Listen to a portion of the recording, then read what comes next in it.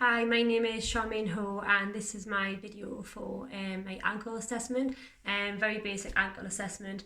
It usually start when my client walks into the clinic. I would like to check his walker gait as he comes into the clinic. He's currently filled out a health questionnaire, he's fitting well, and I'm currently also working from home still due to the virus. So I'll bring my client in and start my assessment and talk you through as best as I can.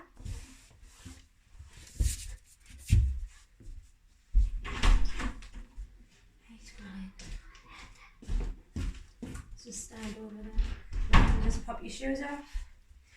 Right, so my ankle assessment would usually start as my client walks into the clinic. I would like to see the way that he walks to check that he's not limping in any way. If you just stand up for us, please. So as he's standing, I would like to check the level of his hips, as some ankle injuries can come from higher up. So I would like to check the level of his hips. So I'm just going to bring it forward.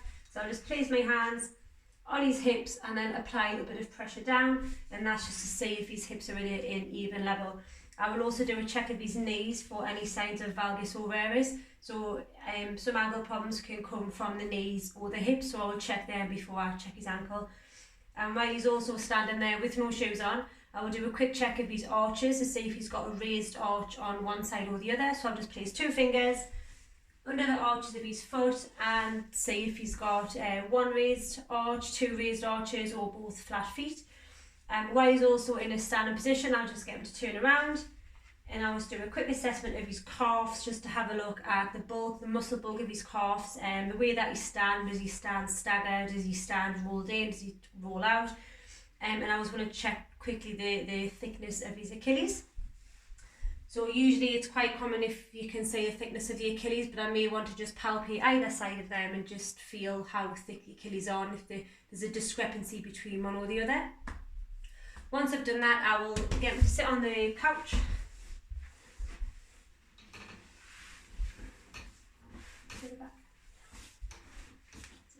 Right, some basic anatomy of the ankle is bony landmarks. So we've got the metatarsals, which are very obvious to see there. And we've got the medial malleolus, which is the ankle on the inside.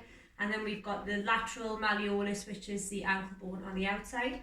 Some ligamentous structures are, you've got the medial deltoid ligament, which is located inside, just under the medial malleolus. And then on the lateral side, you've got the ATFL, you've got the calcaneofibular ligament, and you've got the posterior talofibular ligament. So the ATFL is your anterior talofibular ligament.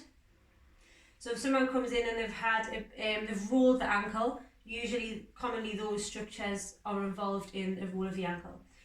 Palpation, if that was to happen, I will palpate the 5th metatarsal, which is the bony landmark on the outside of the foot. Sometimes the 5th metatarsal can become fractured on an ankle sprain. So them are the common ligaments around the ankle, and the most common ones that can be sprained. Right, some assessments I could do on the ankle. To test those structures, I can use anterior draw, which is taking a hold of the calcaneus and then holding the top of just above the joint line of the foot, and then you actually pull and stress the calcaneofibular ligaments. So if there's any laxity in there or any pain, there may be an issue with that area. If it was not painful and just a little bit lax, I would test it against his good side to see if there's any deviation between them. Sometimes people can just have very lax ankles, and if it's the same on the other side, then there's generally nothing to worry about unless it's painful. I could also do the talar tilt test. So in this case, it would just be stressing that ATFL ligament. Commonly, if they hit the roof a little bit, if they've rolled the ankle, it does get quite sore. There's not really an accurate test for the posterior ligament. Usually it's just involved and it just reacts to some of these tests that we're doing on there. Right, I'll just get you flip over onto your front. So from the back, I may want to just check his Achilles, especially if they have heard a popping noise, or if they felt something snap and they're hobbling in and their foot's in a plantar flex position. I may want to check the Achilles. So in that case, I'll just give the calves a squeeze, and we're looking for that reaction there. if there was no reaction there, then I would test against the other side, and then possibly confirm that we've had an issue with the Achilles tendon there. Other issues that can be with the Achilles tendon, we can have problems with bursa. So just to check the bursa of the Achilles tendon, we'll palpate, so at either side of the Achilles tendon, quite far down, we have a little squeeze of the bursa in there, and sometimes if that's swollen or inflamed, it can be a little bit sore. You can also palpate the Achilles tendon for bony spurs.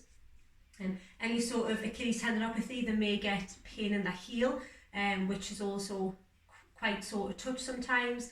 Other structures that may be involved is the plantar fascia at the bottom of the foot, so plantar fasciitis, very commonly so on the arch of the foot going towards the heel. It's usually quite sore to palpate, sort of round just above the arch, that gets quite sore. Plantar fasciitis is normally quite sore on a morning, and then as the day goes on, it settles down a little bit. I'm just going to flip you over onto your back again. One of the bones that can be fractured or have a stress fracture is the navicular bone. So to palpate that area, we're just getting to extend the big toe, so extensor hallucis, and we can see that extensor hallucis there, and then we also get them to raise that ankle, and then that's tibialis anterior. So in between those two structures is the navicular. So as we just palpate that, if they've got a stress fracture or if they have a fracture of that bone, it's usually quite sore to palpate on there. Swelling is usually on the two sort of dead space areas. There's two little divots going in there. The swelling, if they have got a swollen foot, you can usually tell there should be two little divots going up to a little sort of dead space areas. If they are not there compared to the other side, then that can be signs of swelling. They've got a swollen foot. Also, if they have a swollen foot, it can also be in the plantar flex position because they don't have the joint space to move it up or down.